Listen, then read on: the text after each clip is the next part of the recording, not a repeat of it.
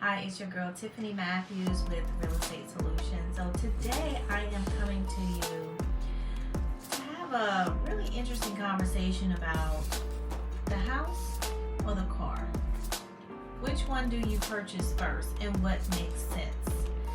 Well, I think this is really a personal question and very specific to what your goals are. So what I would advise anyone to do is look at what your goals are.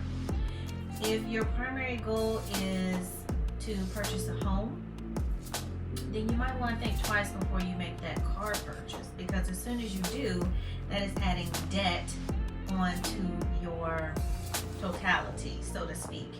And when a lender is looking at your debt to income ratio, that is going to be a high debt marker sitting on your history. So unless you have a very extravagant income, then you might want to think twice about purchasing that car right before you get ready to make your home purchase. So of course, there are always ways around that. Again, if you have a extremely high income, maybe that's the only debt you have added on by adding a car, then certainly with that, you probably would be okay still being able to purchase the home that you'd like to purchase.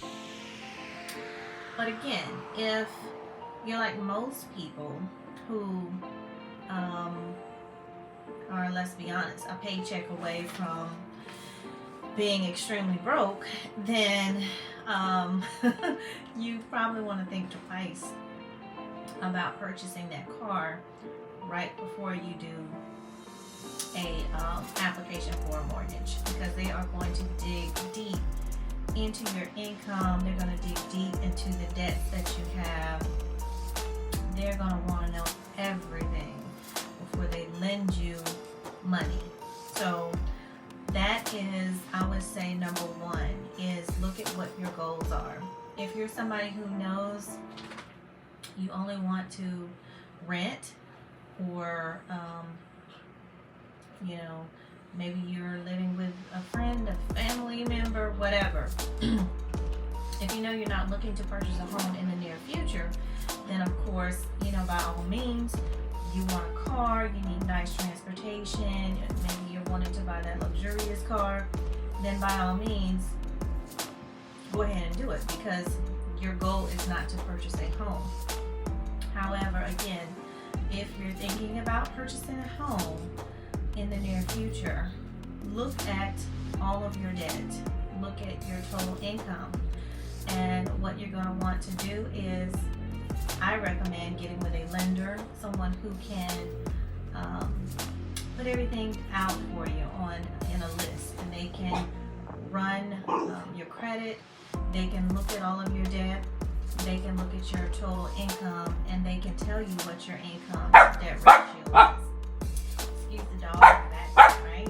Of course, when I'm trying to do a podcast talking about a really important issue, I've got some help over here. Excuse me just a second. Okay, guys, this is her. This is the girl who was making all the noise, and looks like she just wanted a little bit of attention. All right, that's it. Now I gotta finish my work, okay? All right, get down and be quiet. Hop down. Okay, sorry about that. But again, purchasing a car, and especially, hey, we all want one of those nice, expensive cars. The electric cars are really popular right now. I went to a party, a pre-New Year's Eve party, and there was a guy talking about his Tesla and all the things that it can do. Of course, it's extremely expensive, but he was saying in the long run, it really does save him a lot of money. Like, he's spending $20 a month for I guess charging it up, which is a huge savings. There's no maintenance on it. All the stuff he was telling me made me want to go buy one. But I do know for me, my goal is to purchase another home here in the next year to a year and a half. So it would not be very advantageous for me to go out here and purchase a Tesla and add that debt onto my credit score. So with that being said, I'm going to sit tight because I know I have some other goals down the line in the near future that I'd like to accomplish first. So just think about that before you get ready to make any type of big purchase. What is your longer term goal? But I did bring up the question initially, what should you get first? The house or the car? Because you do see a lot of people renting with these, immaculate, luxurious, expensive cars. In my mind, I always grew up, hearing, oh God, they're spending all their money on this car and they can't even afford to buy a house, but they went and bought this, $100,000 car. What sense does that make? And I must say that I have thought those thoughts myself, wow, why would you do that? But as I have gotten older, I will say that I've realized everybody have different goals, and it's nothing wrong with, the way you choose to live your life, the purchases that you choose to make. However, take strong inventory of what it is exactly you'd like to do, because you don't want to set yourself back or cause yourself to go the longer route when you could have gone the shorter route just for a temporary monetary want or desire. So sometimes we have to look at the bigger picture when we're wanting to accomplish some of those bigger goals. It's all a process. It is all a step, if you will, different steps to accomplish the things that we're trying to accomplish. So as a realtor, I run into many clients who want to purchase a home, who have a savings, who have good jobs that they've been on for 2 years or longer, that have great credit scores, but they have high debt. They purchased a car recently. They have credit card debt. They have student loan debt. They have medical bill debt. Whatever the case may be, and they're unable to pay that debt off quick. And most people don't want to pay it off quick. They want to still have the income to be able to go out here and live life and enjoy life, vacation, eat out, clothes, social time, and we all deserve that, right?